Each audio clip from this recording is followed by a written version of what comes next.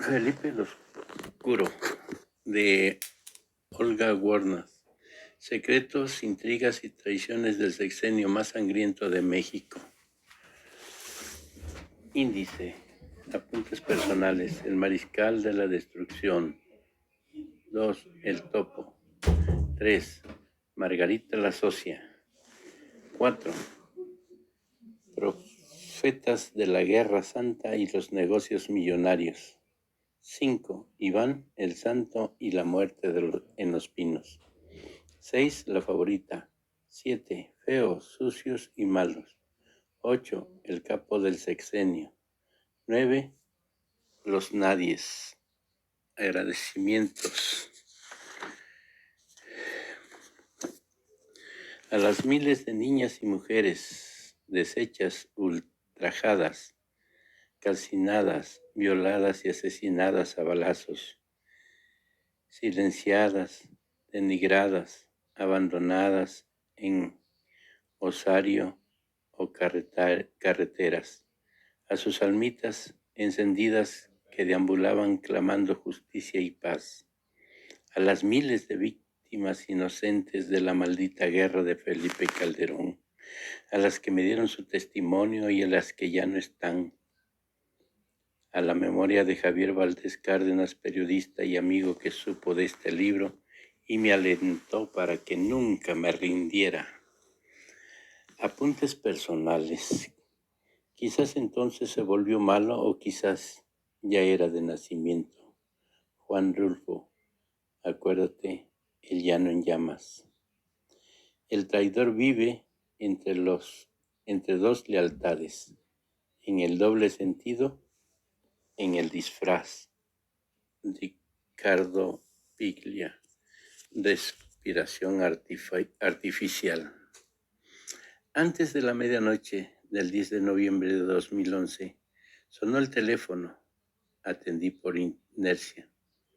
Buenas noches, Olga. Te llamo desde un celular encriptado. Podemos hablar tranquilos. La voz de Felipe Zamora Castro, subsecretario de Asuntos Jurídicos y Derechos Humanos de la Secretaría de Gobernación, el funcionario a cargo de la investigación por las amenazas que recibía desde hacía meses, sonó extrañamente tranquilizadora. Hablábamos casi todas las noches desde que me vi obligada a salir de México para escapar de la muerte. Amenazaron a mi hija y estoy muy angustiada. Está embarazada y dicen que la van a matar a ella y a su bebé. Tienen sus datos privados, conocen sus movimientos. Que me amenacen a mí, pero que no se metan con mis hijos. Por favor, necesito saber quiénes son. Le dije casi sin respirar, con angustia y rabia. Olga, entiendo lo que estás viviendo. Yo también tengo hijos. Tu tema es grave. Nos pusimos en contacto con el gobierno argentino, con 3 funcionarios de alto rango y le van a poner custodia a tus hijos. ¿Quiénes son? ¿Es el narco? Volví a la carga detrás de una respuesta que no creía recibir. No, no son ellos. Esto es de adentro, respondió. ¿De adentro del gobierno? ¿Quién es? Insistí. García Luna, de ahí viene, confesó después de un breve silencio. Salí al balcón. La noche se abría angustiante frente a mis ojos. No supe qué más decir. Tenía muchas dudas sobre la seguridad del teléfono del que me llamaba. Tantas como preguntas. Respiré profundamente y le agradecí por la llamada y la información.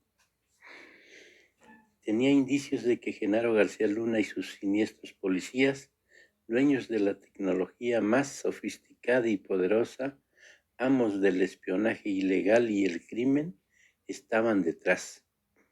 Mis fuentes, tanto fuera como dentro del gobierno, lo señalaban sin pronunciar su nombre. Mi intuición reconocía su identidad. pero nunca tuve tanta seguridad como aquella noche de otoño, cuando Felipe Zamora, quién sabe por qué razón, pronunció su nombre sin disfraces. Cuenta conmigo, estoy a tu disposición para lo que necesites. Te marco mañana a esta misma hora. Avisó y se despidió. Esa fue la última vez que escuché su voz. A la mañana siguiente, un amigo me dio la noticia. El helicóptero en el que viajaba Felipe Zamora junto a Francisco Blay Mora, el secretario de Gobernación y 5 personas más, se había estrellado contra un cerro en un paraje solitario de Chalco, en el Estado de México. Están todos muertos, me dijo alarmado. Quedé en shock y colgué. Tenía un hueco en la boca del estómago. Las amenazas se incrementaron. Ese día recibí 4, una más violenta que la otra, y varias llamadas telefónicas. Preguntaban quién era y no respondían. En una de esas llamadas se escucharon risas. No sabía qué hacer. Sin embargo, me esforzaba por continuar. Estaba desesperada por pisar tierra firme, por recuperar mi eje. Hacía días y noches que vivía en una nebulosa. Conocía mi dirección en Estados Unidos y mi teléfono. Sabía dónde iba, qué comía. Los hombres de mis amigos tenían todos mis datos de Buenos Aires, incluida la información de mi madre de 80 años, en ese momento muy enferma. Mi hija parió a su bebé con policías en la puerta de la sala del parto y yo no pude acompañarla. Tenía todo y me lo demostraban. Me sentía vulnerable, ultrajada en mi intimidad. Felipe Calderón nunca quiso que este libro se publicara. Quería doblegarme y desarticularme, y por eso mandó amenazarme con los sicarios de su gobierno, con el superpolicía que combatía el narcotráfico y los secuestros desde la Secretaría de Seguridad Pública, un antro de la mafia. Me querían muerta. Tuvieron que pasar muchos años hasta que una fuente pudo confirmármelo. Después de la detención de García Luna en Estados Unidos, algunos se animaron a contarme lo que sabían y lo que padecieron. Tenían una carpeta con fotos de mi casa y de mis hijos, fotos mías tomadas en la calle, en un restaurante, en México y en Estados Unidos. Pero nada de esto me extrañaba. Desde 2006 hasta 2012, cada vez que llegaba al aeropuerto internacional de la Ciudad de México, la Policía Federal me quitaba el pasaporte y me encerraban en una habitación sin baño y sin teléfono. Por orden de arriba decían. Agregaban que mi pasaporte estaba clonado por el narco y siempre tenían que checar. Una noche llegué a un vuelo de Copa que aterrizó a las 23 horas y estuve más de 3 horas en ese cubículo inmundo. Me dejaron ir entre risas y burlas a las 2:30 de la madrugada. No fui la única. Muchos periodistas, mujeres y hombres honestos y luchadores vivieron lo mismo que yo e incluso cosas mucho peores. Algunos aún están, pero 144 fueron asesinados y las investigaciones se pierden en un océano de impunidad, sexenio tras sexenio. El periodista Jesús Blancornela afirmaba que las amenazas y los asesinatos de periodistas son ordenados desde el poder y se callan porque son cómplices o protegen a alguien.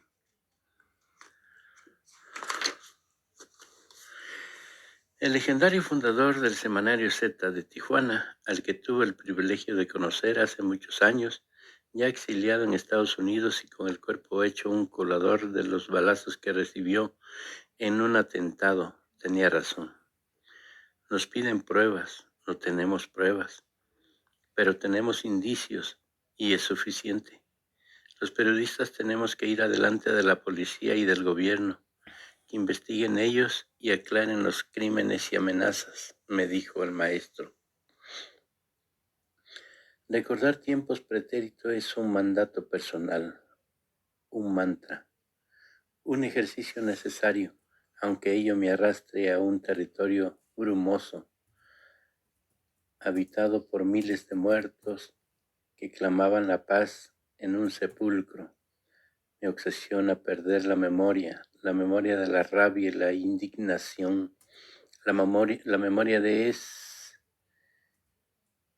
ese olor ácido a muerte, de las fosas comunes y los testimonios de la depredación. Por eso, la noche en que Felipe Zamora me dio la identidad del responsable de mi pesadilla quedó grabada en mí como una cicatriz. A 9 años de su extraña muerte, mientras el velo de un tiempo sin fin se va cayendo de a poco, aún me pregunto, ¿qué lo llevó a revelarme una información tan delicada, una que literalmente ponía en riesgo su vida? Murió el 11 de noviembre de 2011, 3 años y 7 días después del avionazo que acabó con Juan Camilo Muriño y José Luis Santiago Vasconcelos. ¿Fue otro aviso o una venganza? ¿El latigazo de una traición? ¿Otra vez la excusa del error de los pilotos? ¿O fue un atentado como el anterior? No tengo la verdad, solo indicios. El jefe de la Secretaría de Seguridad Pública, capo del cártel que creció como una hidra, aquel monstruo mitológico de muchas cabezas, adentro del Estado, con la complicidad de Felipe Calderón y de su antecesor, Vicente Fox, fue autor de los peores actos criminales, acciones que llevó adelante con el paraguas presidencial. Socio y protector de los Beltrán Leiva y del Chapo Guzmán, García Luna y su secta se enriquecieron con millonarios sobornos y con su participación en el negocio de las drogas. A partir del mandato de Vicente Fox, las altas esferas facilitaron la creación de un cártel que se incrustó y se expandió adentro del Estado, como declararon los traficantes Vicente Zambada Niebla y Jesús Zambada García, hijo, y hermano del Mayo Zambada, capo del cártel de Sinaloa. También fueron señalados por Sergio Villarreal Barragán el Grande y por Edgar Valdés Villarreal la Barbie, todos presos en Estados Unidos, detenidos en Texas. La medianoche del 9 de diciembre de 2019, García Luna será condenado y pagará por sus delitos si no se convierte en sapo y desata una hecatombe. Mientras finalizaba la corrección de este libro, supe de la existencia de varios videos. El más importante tiene a Genaro García Luna como protagonista. Se desarrolla en un avión privado en el aeropuerto de Toluca. García Luna conversaba animadamente con un traficante, quien le reprocha el incumplimiento de una solicitud. El exsecretario responde que está allí por orden de mi comandante. Posteriormente, le entregan una gran cantidad de dinero en una bolsa azul marino, misma que se apresura a cargar. Me dicen que hay más videos. Si los dueños de estas grabaciones, que tienen pruebas de todos sus cómplices a lo largo de todos los sexenios, se deciden a liberarlas, tendrán el efecto de un tsunami.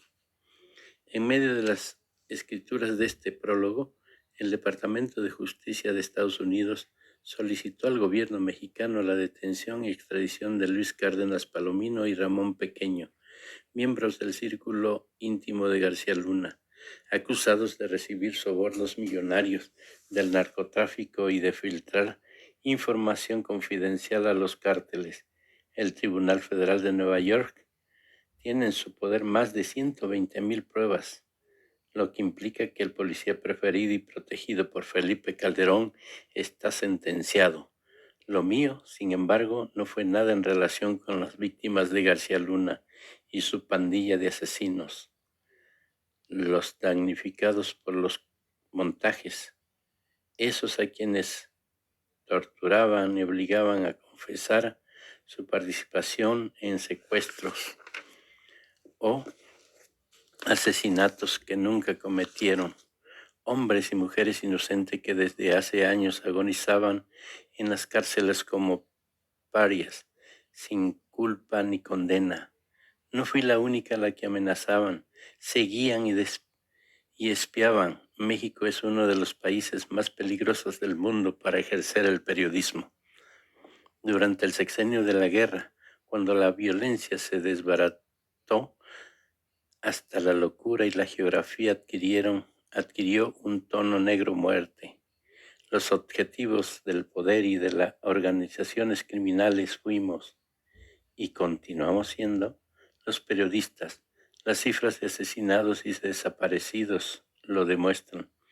Las organizaciones de protección a periodistas y los organismos para la protección de los derechos humanos se encontraban desbordados por las denuncias y los fondos para resguardarnos eran escasos. No fui la única.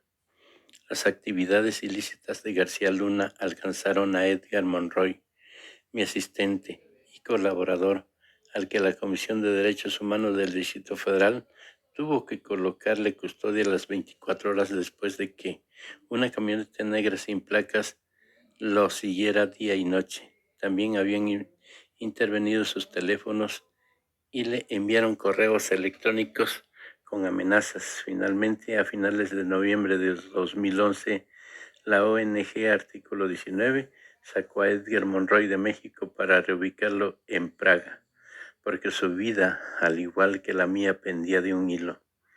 Amigos míos fueron hostigados con llamadas y seguimientos. Ricardo González y Darío Ramírez, entonces miembros del Artículo 19, recibieron llamadas telefónicas con insultos. Gabriel Bauducco, periodista y amigo, por entonces director de la edición mexicana de Playboy, publicó un adelanto del capítulo sobre Rosy Orozco y su secta Casa sobre la Roca. Tanto ella como su esposo Alejandro Orozco eran íntimos de Felipe Calderón y Margarita Zavala y partícipes de los negocios sucios de Genaro García Luna y su banda. Bauducco fue hostigado violentamente y estuvo 6 meses con custodia. Gabriel Sandoval, director editorial de Grupo Planeta México, fue amenazado con los mismos métodos: correos electrónicos, seguimientos y llamadas telefónicas durante la madrugada. A medianoche de 2012, debido a este asfixiante clima, preludio de una situación más grave, Planeta decidió no publicar esta obra. Era la vida o el libro, disyuntiva fuera de todo debate.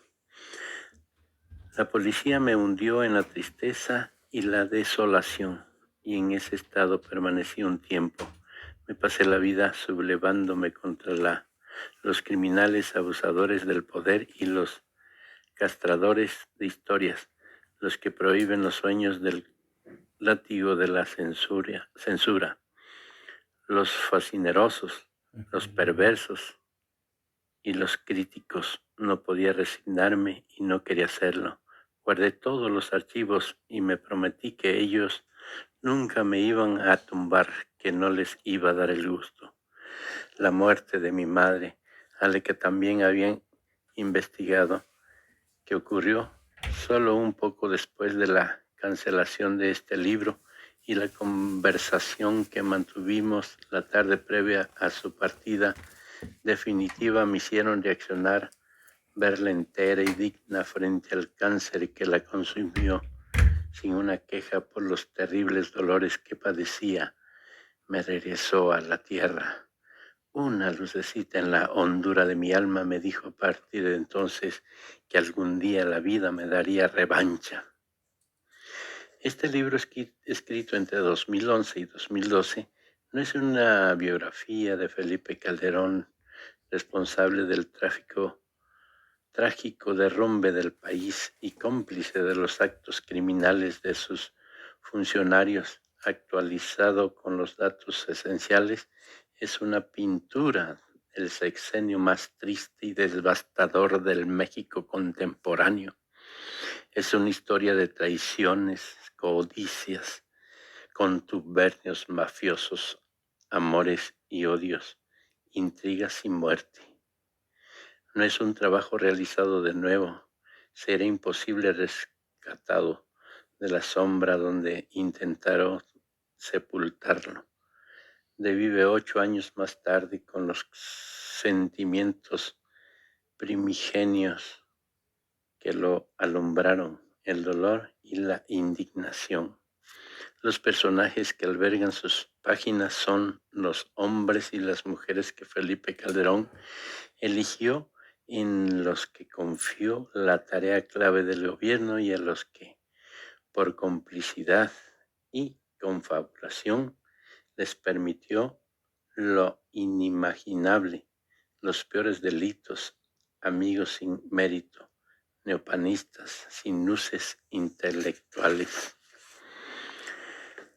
trepadores corruptos, criminales, cínicos e insensibles que dejaron el poder enriquecido frente a un país cada día más pobre y doliente.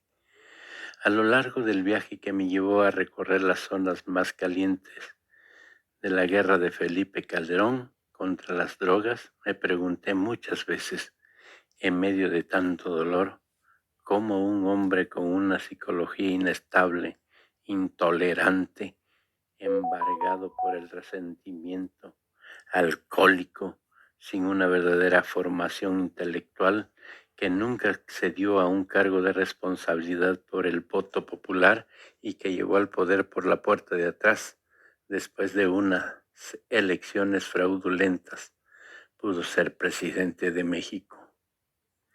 Felipe Calderón no es el único que debería pagar por la herencia que dejó.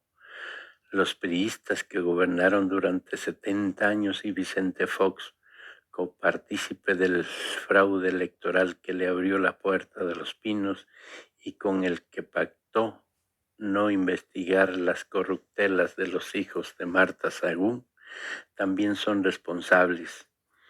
Lo mismo ocurre con su mediocre y corrupto sucesor, Enrique Peña Nieto, con gobernadores, jueces y una casta empresarial que guardó silencio frente a los aberrantes ilícitos y asesinatos de inocentes. Una élite carente de conciencia social que algún día deberá pagar. Todos administraron el negocio, se hicieron de él y formaron acuerdos con los traficantes. Estados Unidos, socio de Calderón en su guerra contra las drogas, también se lleva su parte de culpa. Miles de armas que transitaron y continúan haciéndolo por la frontera norte con el aval de y de otros, terminaron en manos de los traficantes y criminales que asesinaron a miles de mexicanos. Todos dejaron pasar y se beneficiaron. Todos contribuyeron para que esa bestia del mal se adueñara del país. Si no actúa la justicia de los hombres, siempre estará el destino que tarde o temprano se hace presente para cobrar su parte. Y la memoria, siempre quedará la memoria, bombardeada pero viva. Esta es mi certeza, la que sobrevivía a pesar de todo. Olga Warnat, agosto de 2020.